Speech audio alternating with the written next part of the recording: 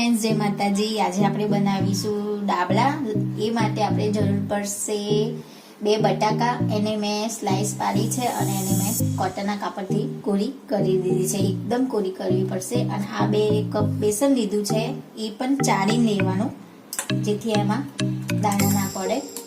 આ છે ચટણી બનાવવા માટે લસણ લીધું છે અને મેં વાટેલું તેલ લીધું છે, મરચું લીધું છે સ્વાદ અનુસાર અને મીઠું પણ સ્વાદ અનુસાર. હવે આપણે બનાવીશું ચટણી, એટલા માટે આ મૂકી દઈશું બાજુમાં.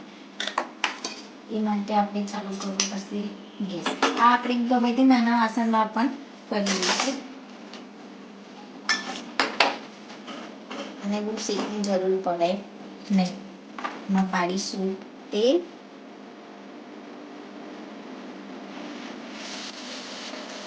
તેલને ગરમ થવા દેવાનું.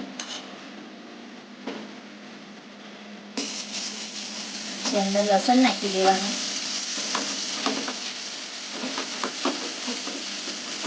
લસણ બરાબર શેકાઈ જાય તો મરચું નાખી દેવાનું.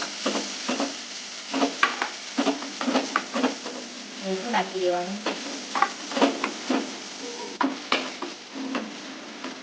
ચટણી આપણી લસણ શેકાઈ ગઈ છે. ચટણી એકદમ સિમ્પલ બનાવી છે.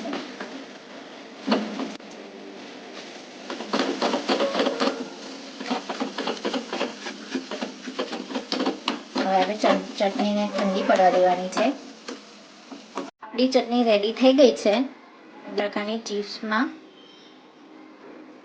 થોડી થોડી ભરી દેવાની અને ઉપર એક બીજી ચિપ્સ મૂકી દેવાની.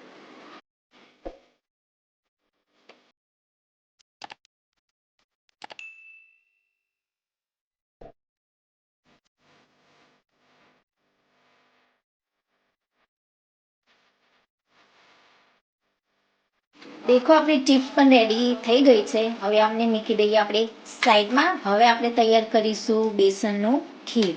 હવે આના માટે જોઈશે પાણી અને થોડું સ્વાદ અનુસાર મીઠ. હવે એને આપણે હલાવી દઈશું બરાબર.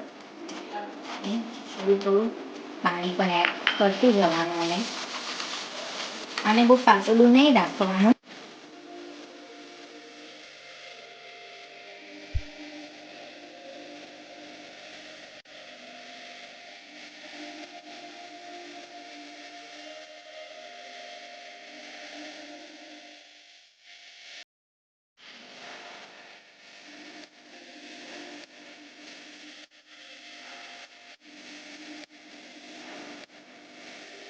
આપણું ખીરું રેડી થઈ ગયું છે. હવે એમાં નાખીશું થોડા આપણે સોડા.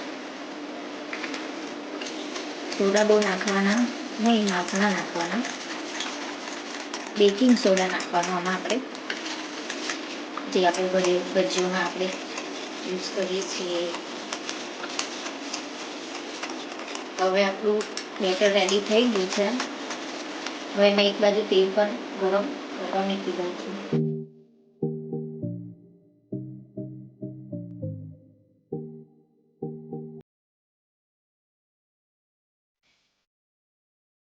આપણું તેલ ગરમ થઈ ગયું છે. બહુ ધીમો પણ નહીં અને બહુ ફાસ્ટ પણ નહીં. હવે આપણે ભજીયા તળી લઈએ અને આવી રીતે બેટરથી હલાવી લેવાનું.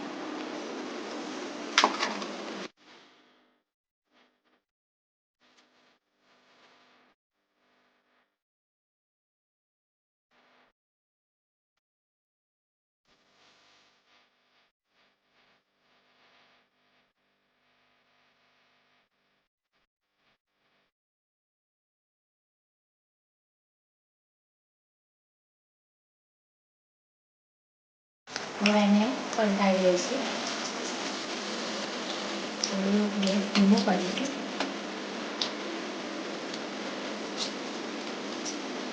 એકદમ કાઢી નહીં દેવાના, કારણ કે અંદર બટાકાની ચિપ્સ પણ કાચી લાગશે.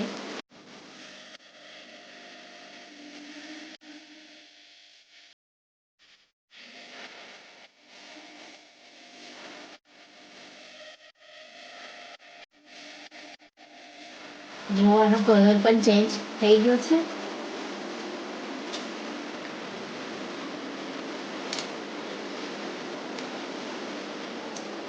કમ્પ્લીટ ફૂલી ગયા છે. હવે એને આપણે કાઢી લઈશું.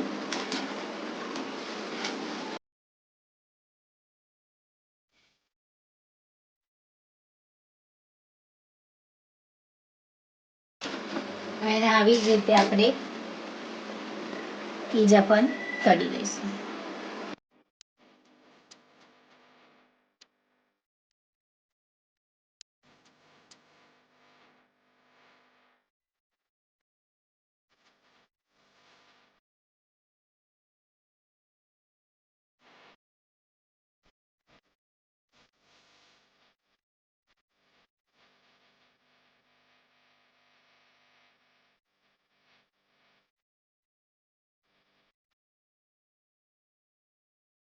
થોડું ખીરું વધ્યું હતું એટલા માટે મેં આ મરચાં ઉપર કવર કરી લીધું છે અને આપણે આ કરી દઈશું.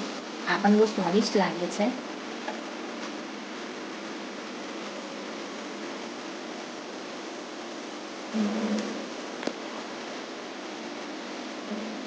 પેકેટ વધે તો આવી રીતે આપણે યુઝ કરી શકીએ છીએ.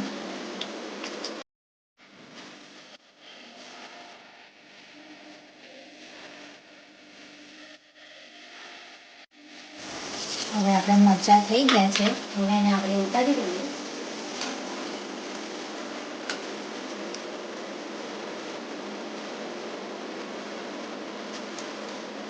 હવે આપણે ડીશ રેડી કરીશું. હવે આપણે કરીશું સર્વ. હવે